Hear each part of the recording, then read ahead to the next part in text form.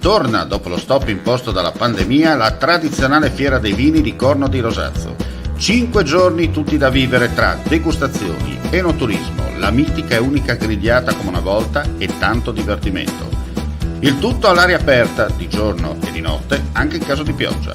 Se sei un vero adoratore di Dio Bacco, a Corno devi andare perché chi beve solo acqua ha un segreto da nascondere. Fiera dei vini a Corno di Rosazzo, ingresso libero.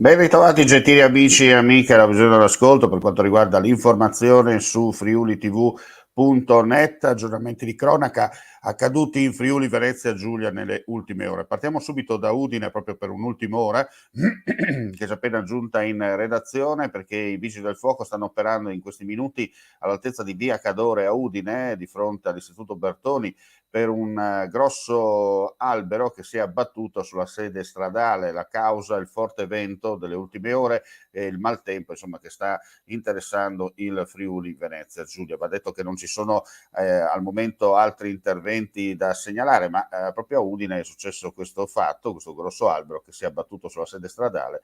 Per fortuna non ha coinvolto persone o mezzi in transito. Sul posto, come detto, i vigili del fuoco insieme al personale della polizia locale, gli agenti della polizia locale di Udine per la regolazione del traffico.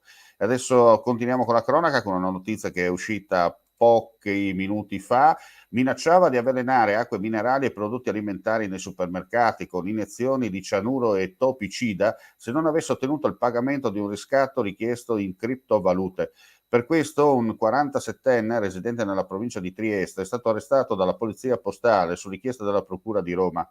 Attraverso delle email minacciava di avvelenare acque minerali e prodotti alimentari nei supermercati con iniezioni di cianuro, solfato di taglio e topicida se non avesse ottenuto, pensate, il pagamento di un riscatto richiesto in criptovalute.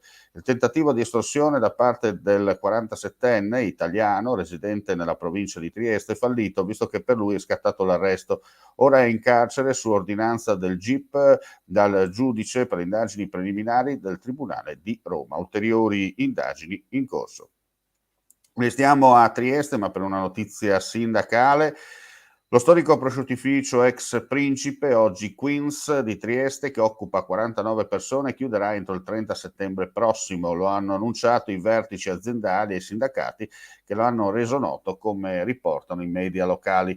La decisione sarebbe stata presa dopo il fallimento dell'intesa commerciale tra la Queens e la valtellinese, ma di proprietà brasiliana GBS Rigamonti, come riporta il sito del quotidiano Il Piccolo. Fallimento che pregiudicherebbe il progetto di rivalutazione e di sviluppo della realtà alimentare. I sindacati nel frattempo condannano la decisione dell'azienda, che hanno previsto forme di protesta e sarebbero intenzionati a chiedere un incontro con gli esponenti della regione Friuli Venezia Giulia e con l'azienda per scongiurare la chiusura. E adesso parliamo di mare perché l'estate sta arrivando, ma soprattutto quello che conta, la stagione è partita. Per rinnovare 111 concessioni scadute gestite dalla Regione Friuli Venezia Giulia su un totale di 158 si è proceduto nel rispetto delle normative nazionali ed europee. Nella stragrande maggioranza gli assegnatari sono stati i vecchi concessionari per il solo motivo che sono stati gli unici che hanno presentato domanda. Sono in alcuni casi, in seguito a domande concorrenti, si è proceduto con una comparazione delle offerte.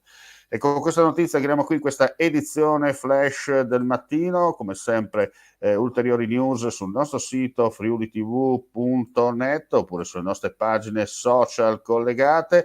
Non resta che augurare a tutti voi un buon proseguimento di giornata. Vuoi assaggiare una birra dove al suo interno scopri la specialità tipica friulana? Lumi Beer, il prodotto ricavato in 20 ettari di terreno coltivato orzodistico, biodiversità, performance ambientale. Lumi Beer nelle sue 5 versioni disponibili, 4 per consumo veloce e dissetante e la versione Magnum per intenditori. Lumi Beer si abbina a qualsiasi palato. Lumibir è un prodotto esclusivo Azienda Agricola Pancera, il buon seme, i buoni frutti.